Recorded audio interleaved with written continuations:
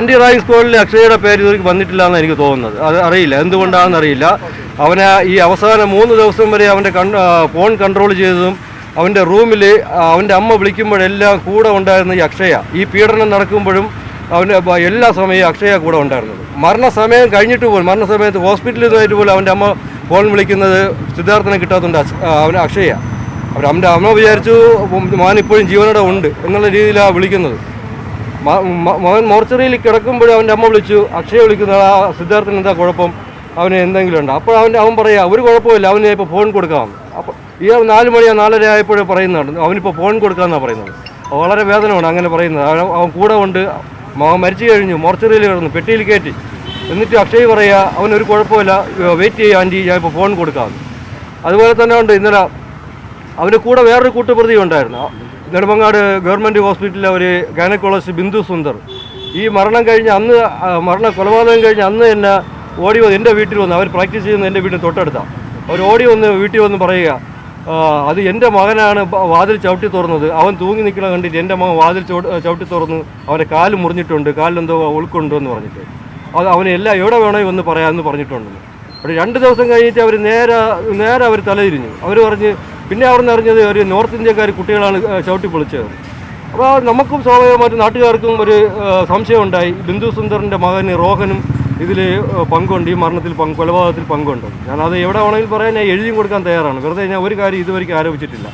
ഈ ബിന്ദു സുന്ദറിന് ഗൈനക്കോളജിസ്റ്റാണ്, നെടുമങ്ങാട് ഗവൺമെൻറ് ഹോസ്പിറ്റലിലെ ഗൈനക്കോളജിസ്റ്റ് ബിന്ദു സുന്ദറിൻ്റെ മകനാണ് റോഹൻ, സീനിയറാണ്. അവന് ഇതിൽ വ്യക്തമായി പങ്കുണ്ട്. അവന് ചവിട്ടി തുറന്നിട്ട് പറഞ്ഞിട്ടുണ്ടെങ്കിൽ പിന്നെ അവരെന്തുകൊണ്ട് ബാക്ക് തിരിഞ്ഞു, പുറംതിരിഞ്ഞു, അല്ലെങ്കിൽ ഡയറക്റ്റ് അല്ലെങ്കിൽ ഇൻഡയറക്റ്റ് ആയിട്ട് അവന് ഈ റോഹൻ നല്ല രീതിയിൽ പങ്കുണ്ട്. അക്ഷയ്ക്ക് പങ്കുണ്ട്. അക്ഷയുടെ മകൻ, അക്ഷയുടെ അച്ഛൻ അവിടെ നല്ല ഒരു പ്ലാനറാ, ഒരു നല്ല രാഷ്ട്രീയക്കാരനോ. അതുകൊണ്ടായിരിക്കും ഈ അക്ഷയെ തൊടാതെ വെച്ചിരിക്കുന്നത്. എനിക്കറിയില്ല എന്താണെന്ന്. നിങ്ങൾ കണ്ടുപിടിച്ച് കഴിഞ്ഞാൽ അത്രയും നല്ലത്. ഞാനത് പോലീസിനോടും പറഞ്ഞിട്ടുണ്ട്. ഇത്രയും സംശയങ്ങളെല്ലാം ഉള്ളത് കൊണ്ടാണ് ഞാൻ ഈ CBIക്ക് അന്വേഷണം ബഹുമാനപ്പെട്ട മുഖ്യമന്ത്രിക്ക് ഞാൻ കൊടുത്തത്. അദ്ദേഹം അത് ഉറപ്പ് തന്നത് അതുകൊണ്ടാണ്. ഞാൻ അതിൽ കുറച്ച് തൃപ്തനുമാണ് അദ്ദേഹം പറഞ്ഞില്ല. അല്ല, അതറിയില്ല ഏത് നേതാവാണെന്ന് എനിക്കറിയില്ല. അക്ഷയുടെ അച്ഛൻ ഒരു നേതാവാണെന്ന് എനിക്കറിയാം. അത് കോൺഗ്രസ് ആണോ കമ്മ്യൂണിസ്റ്റ് ആണോ ഏതായാലും അതെനിക്ക് വിഷയമല്ല. ഞാൻ ആ രാഷ്ട്രീയത്തിലോട്ട് എനിക്ക് പോകാൻ താല്പര്യമില്ല. ഒരു നേതാവാണ് എനിക്കെന്നറിയാം. വലിയൊരു പ്ലാനറാണെന്ന് എനിക്കറിയാം. അവിടെ വലിയൊരു പ്ലാനറാണ്.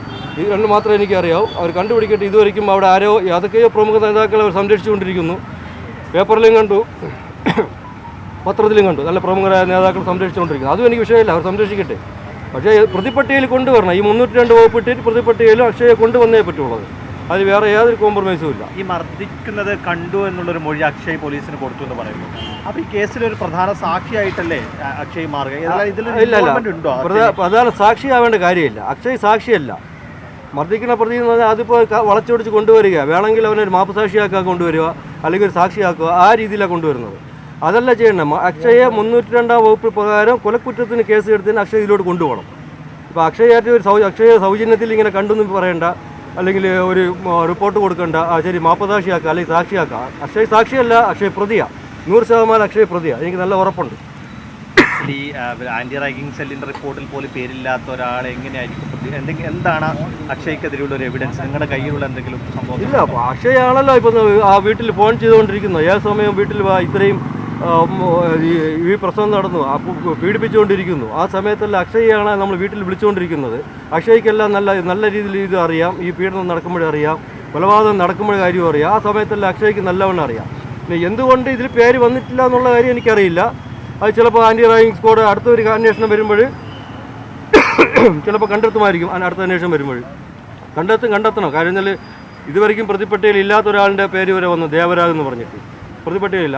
അവനെ ബ്രൂട്ടലായിട്ട് അവൻ്റെ ക്ലാസ്മേറ്റ്സാണ്, റൂംമേറ്റ്സാണ് ബ്രൂട്ടലായിട്ട് ഉപദ്രവിച്ചില്ല. അവൻ്റെ പേരുണ്ട്, ദേവരാജിൻ്റെ പേര്. അതെങ്ങനെ വന്നു?